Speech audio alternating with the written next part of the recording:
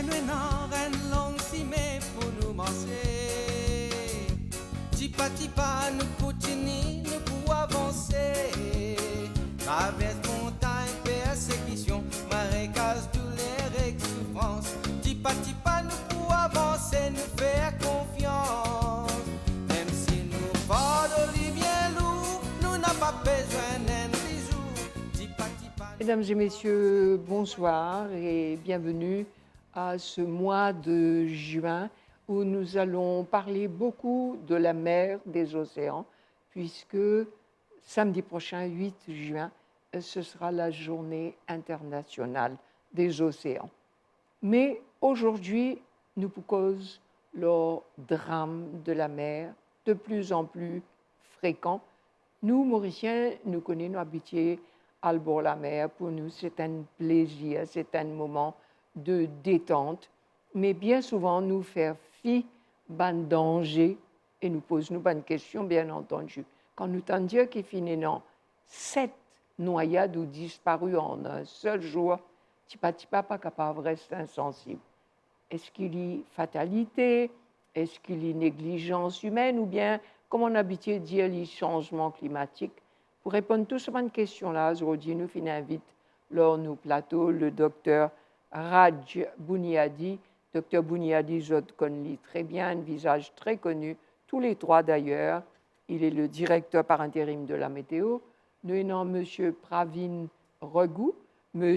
Raghu est responsable de la communication au National Disaster Risk Reduction and Management Center. Et nous avons l'assistant surintendant Reddy de la National Coast Guard Région Sud. Messieurs, bonsoir. Aujourd'hui, nous avons traité un sujet très important. C'est un drame qui est trop fréquent, de plus en plus en mer. Et donc, nous tendions à un avis de forte houle, ou bien nous tendions pour une vague de plus de 10 mètres parfois. Et donc, Dr. Bouni a dit, peut-être qu'elle explique-nous, quand on a cause forte houle, quand on a cause vague de je ne sais pas qui hauteur, qui sont les différences pour le public, les téléspectateurs comprennent qui était. Bonsoir Marie-Josée. Bon, commencez, laisse-nous expliquer un coup qui est arrivé quand nous cause la houle, vague et tout. Hein. La houle, comment elle est formée? La houle, par exemple, elle est formée l'eau, la mer. Et quand un divan peut souffler. Et bien, un divan, normalement, sorti, disons, me donner un exemple, dans le latitude 30 à 40, que nous appelons extratropical. Dans cette région-là, également, il y a un système dépressionnaire. Et ce système dépressionnaire-là, j'étais dans un divan fort, précoce de centre. Et au fur et à mesure, ce divan-là peut souffler l'eau, la mer, et il génère un divan assez fort qui, quand il souffle l'eau, la mer, il crée une vague. Mais quand il crée une vague, cette vague-là, je voyager depuis presque plus qu'un 30 000 km, il va venir depuis Kotou. Alors, ce niveau-là, cette distance-là, il peut y avoir une vague de l'eau de 10 à 15 à 20 mètres au terre. Mais au fur et à mesure qu'il vient vers Maurice, nous trouvons qu'il y a atténué graduellement et nous avons une vague que vous mentionnez, de l'eau de 5 ou même 10 mètres par hauteur parfois, et en moyenne, il pour 4 à 5 mètres en moyenne. Donc, comment il est formé, étant donné qu'il est dans une surface que l'IBA peut disturber, il n'y a aucun obstacle. Si tu prends une île comme Madagascar en bas, définitivement, nous ne pouvons pas gagner un gros laoul là.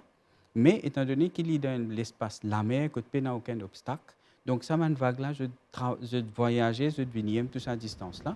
Et graduellement, quand je viens dans Maurice, alors, ça m'a vague-là, quand je peux voyager, je une onde assez longue. Et quand je une vague assez longue qui arrive, je plus énergétique. Alors, quand il vient défaire dans nos brisants, pour commencer. Bien sûr, quand il traverse brisant, définitivement, il pour ripple.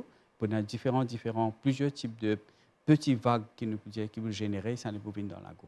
Mais parfois, là, je suis tellement énergétique que je traverse cette région-là, je viens dans la lago et je crase l'eau, la côte. L'LM qui devient un peu dangereux. Et météo, nous suivons ça de très près, ce phénomène-là.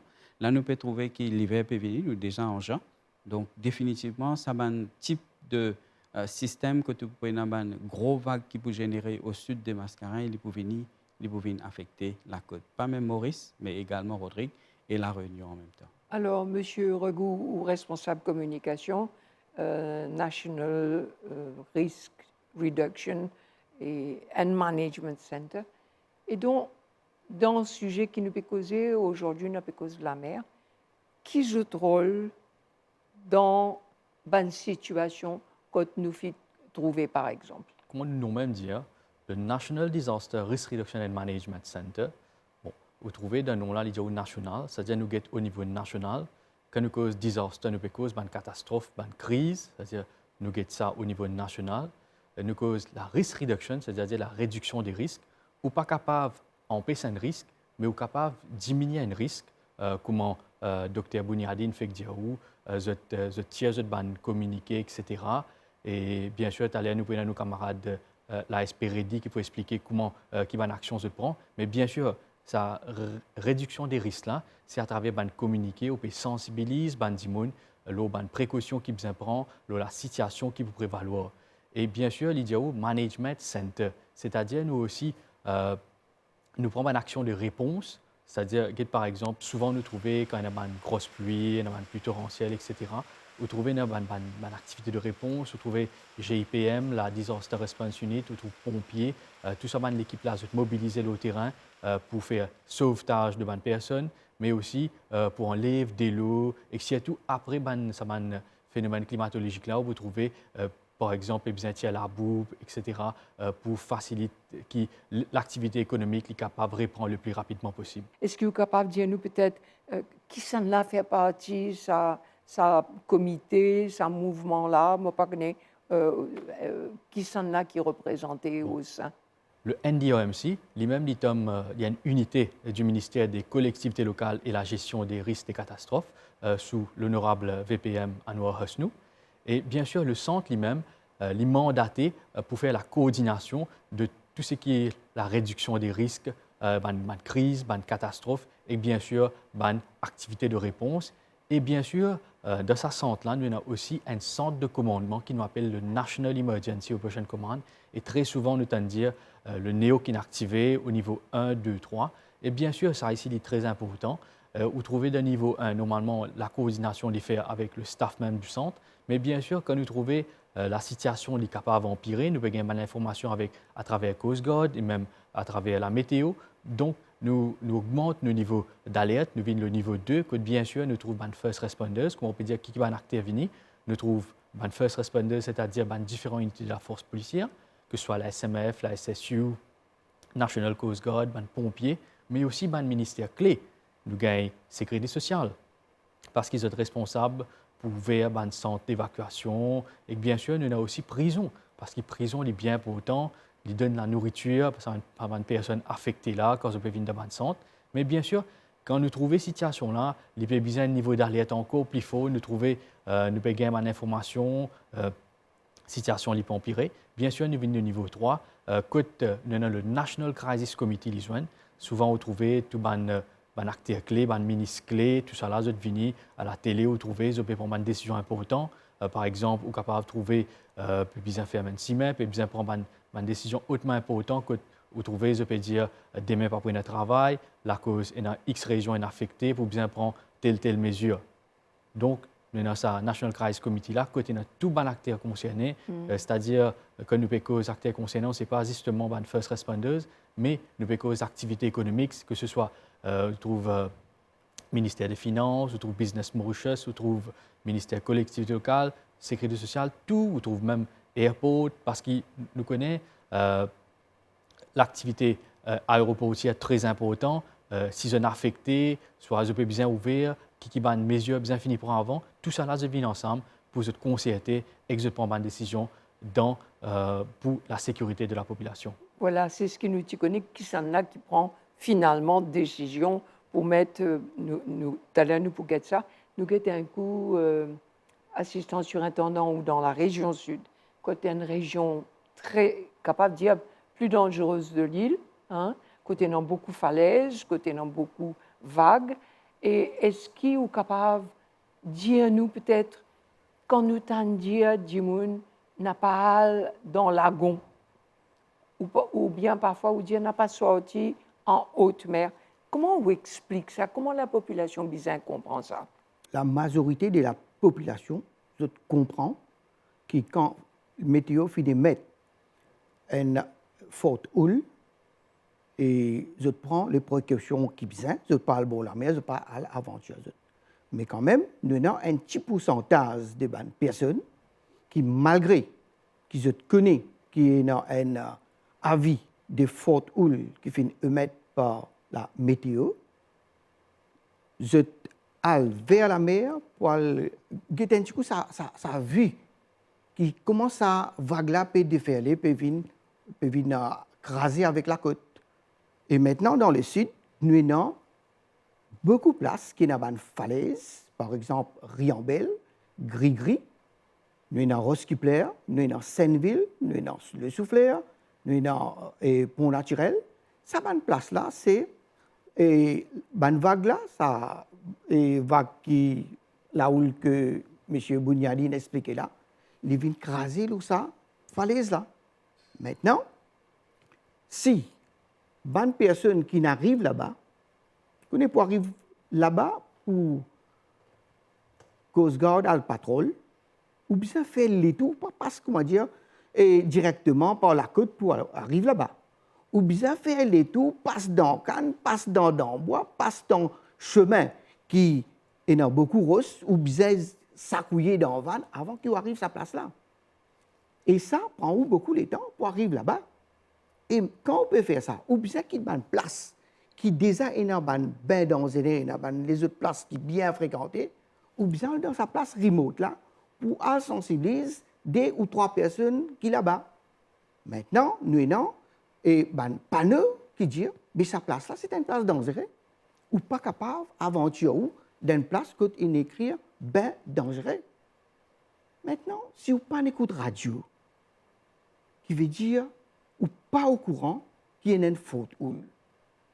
Ou venez sur place, ou trouvez qu'il y a un panneau qui met bien dangereux. Ça aussi, vous ne prenez pas compte, ou careless de ce qui finit d'écrire l'eau là. Ou prend les risques, ou trouvez, ou venez maintenant devant la mer, ou peut trouver que malgré que vous pas fin prendre compte de tout ça bonnes affaires là, mais quand même, ça la mer là pas sur behavior. Il peut y avoir un signal fort qui peut dire, oh, mais pas bizarre au côté. Si vous costez, vous pouvez prendre, vous pouvez aller.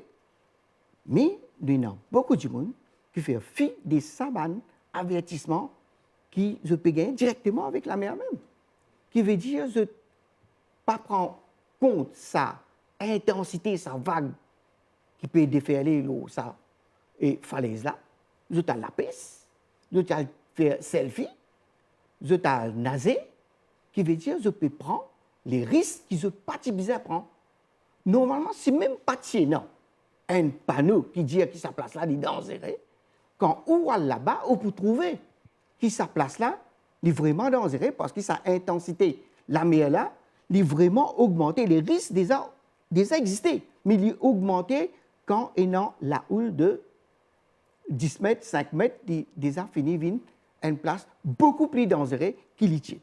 Maintenant, si vous avez aventure ou là-dedans, ou pas gagner le temps pour débattre. Parce que sa intensité, la mer, finit bien agitée, qui veut dire, ou pas même trouver en difficulté, ou trouver un seul coup, une emportée, et ou disparaître dans sa mer. Assistant surintendant, est-ce que vous faites remarquer que, à nous dire ça fameux dimanche très triste, 7 juin, une noyade, ou bien encore, ils n'ont pas encore trouvé, ils disparaissent. Est-ce qu'il finit dans un changement dans la mentalité des gens? Est-ce qu'ils ont continué à faire fi? Est-ce qu'ils ont continué à le baigner côté non pas nous pas baigner? Est-ce qu'il y servi de leçon ou pas? Vous connaissez, nous faisons plusieurs émissions en ce qui concerne sécurité en mer et surtout dans sa bonne place qui est vraiment dangereux là. Il y a des années qui nous peut faire tout ça bonne émission là pour expliquer la population qui ça bonne place là, ne pas à l'aventurer, surtout quand nous avons une faute houle ou soit une condition cyclonique. Mais malheureusement, nous avons un petit point du monde qui vous êtes dans sa région-là, quand je peux trouver ça, la mer là, peut déferler, il y a un barrage qui finit de mettre là-bas. Je traverse sa barrière là, je allé de l'autre côté, qui veut dire que je peux accepter pour prendre ça risque qui je donne envie à l'aventure, je là-bas là. Et je ne connais pas qu'avec le changement climatique, l'intensité de la mer finit beaucoup plus augmentée, l'érosion finit beaucoup plus qu'il était avant. Qui veut dire que ça prend une place quand il est déjà dangereux là, avec ça l'érosion qui finit dans là, il devient beaucoup plus dangereux encore. Qui veut dire que si on a une place, que maintenant il devient beaucoup plus fragile qu'il était avant, qui veut dire sens pour où tomber, pour ça casser, ou rentrer dans la mer là, est beaucoup plus élevé qu'il était auparavant. Oui. Alors, surintendant assistant surintendant fin, il y a un mot, docteur Bouniadi, et ce mot-là, je lis presque tous les jours. Comme si les fin vin comment on peut dire, un prétexte. Nous mettons tout le changement climatique. Hein? Nous gagnons inondation, nous gagnons faute, ou nous gagnons l'érosion, nous gagnons incendie, et lié international, ce qui peut passer. Nous mettons, ça, changement climatique. Explique-nous, changement climatique, qu'avons-nous pas responsabilité là-dedans? En ce qui concerne le changement climatique, on a un groupement d'experts international qui appelle ça GIEC. Donc, qui je fais une étude pour voir un coup comment le climat peut comporter lui-même. Ça m'a étudié commencé dans les années 80-85 comme ça. Et c'est un premier rapport qui est sorti en 1990 et plusieurs rapports sont sortis. La 6e assessment report est sorti. Donc là-dedans, plusieurs, depuis presque 20 ans, les scientifiques peuvent dire que le climat peut changer, faire attention. Qui fait? Parce que si nous sommes un peu avant l'industrialisation, dans les années 1850, 19 ans, que pas industrialisation, là-bas aussi, nous pouvons mesurer, nous pouvons prendre des données, température, niveau de la mer, enfin, peut-être pas niveau de la mer, mais température, comment peut changer. Tu peux faire une étude, la pluviométrie, comment elle était. Maintenant, si nous comparons à ce là et à l'époque, nous pouvons trouver que la tendance qui température peut augmenter. Mais donne-nous ici c'est le paramètre. Température peut augmenter, jamais n'arrive ça. Si vous guettez, parce que ben scientiste, je peux faire une recherche jusqu'à peut-être 1100 ou bien même 1200, l'année 1200, je peux continuer, je peux trouver, mais ça, vitesse qui nous change la tendance température, comment elle peut monter, le réchauffement climatique, comment nous dire, ça n'a pas existé auparavant. Alors, ce qu'ils ont trouvé, que ben émission de gaz de l'effet de serre, c'est ce qui peut créer le réchauffement climatique. Et il n'y a pas ce qui nous peut ressentir à ce là ou là aux montagnes pour trouver glaciaires fondre plus rapidement, ou venir dans la mer pour trouver la mer aussi, ce écosystème peut déranger. Donc, c'est quoi? Vous trouvez que l'industrialisation, c'est la façon le plus, disons, appropriée, c'est le coupable dans le mot, pas servir le mot coupable, mais de trouver que l'industrialisation, c'est la main cause de ça changement climatique là. Oui. C'est qui auparavant existait, qui supposait un changement climatique, mais la façon qu'il accélérait, ça c'est le meilleur cause. Et nous pas pouvoir en régressant, parce qu'il nous peut évoluer, nous peut encore déforestation, nous encore à gagner partout une construction, nous encore à mettre ban pont, ban la rue, etc. C'est l'évolution. C'est bien entendu, on ne peut pas arrêter cela. On ne peut pas. Mais ce que nous besoin faire, nous besoin changer ban émission. Par exemple, nous avons ban moyen alternative pour nous produire l'énergie, parce que le premier consommateur, c'est l'énergie, c'est qui nous génère. Transport, par exemple, nous avons ban moyen de transport plus efficace, quand les consomment moins de ressources à base pétrolière, par exemple. Et maintenant, si vous avez un coup, nos comportements également. là, nous avons la salle climatisée. Par exemple, et en dehors, il peut faire 29, 28 degrés. Mais en dehors, on a une température de 20 degrés, ben, c'est qui pas bon.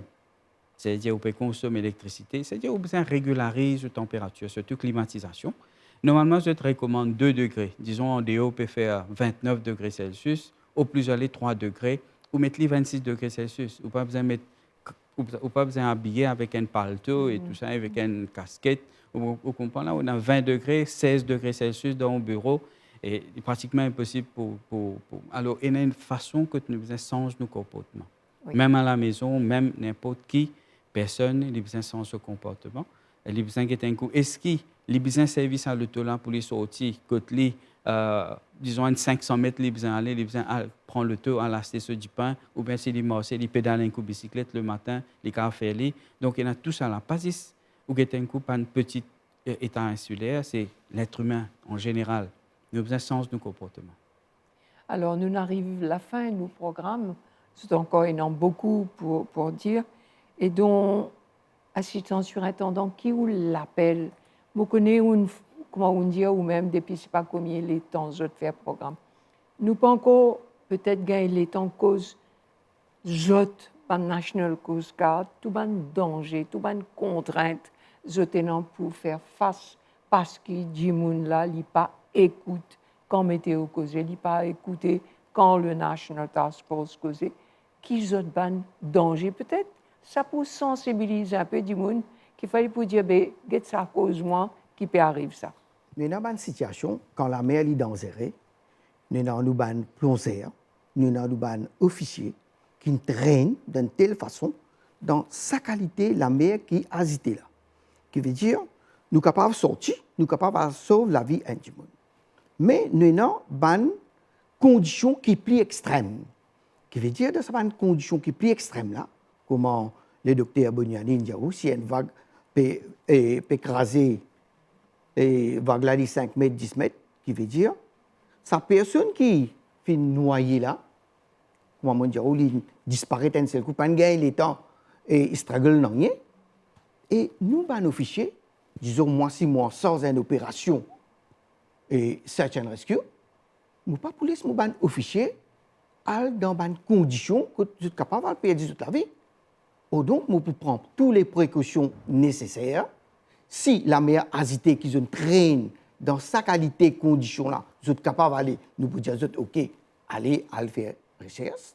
Mais si nous trouvons que la mer est tellement démontée, nous pouvons dire, évitez, pas aller. Alors, il ne faut pas moi le perdre. Nous avons plongeur, nous avons asset. Et puis, il est là, nous ne connaissons pas qui va répondre. Personne n'est pas d'accord avec moi pour engager mon ban personnel dans la mer aussi démontée. Alors, par exemple, ça va une noyade qui finit et dans le sud là, nous finissons une condition de la mer vraiment extrême. Côté non, une plongée pas seulement National Coast Guard, nous avons JIPM, nous avons tous les autres plongeurs qui finissent venir, que ne sont pas capables de rentrer dans ça, la mer là, pour guetter un petit coup de ça une personnalité.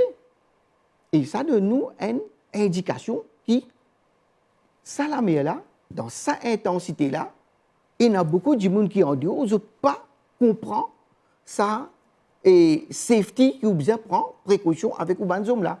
Alors, je là-bas, but c'est que quand on là-bas, on besoin d'aller faire ça recherche là.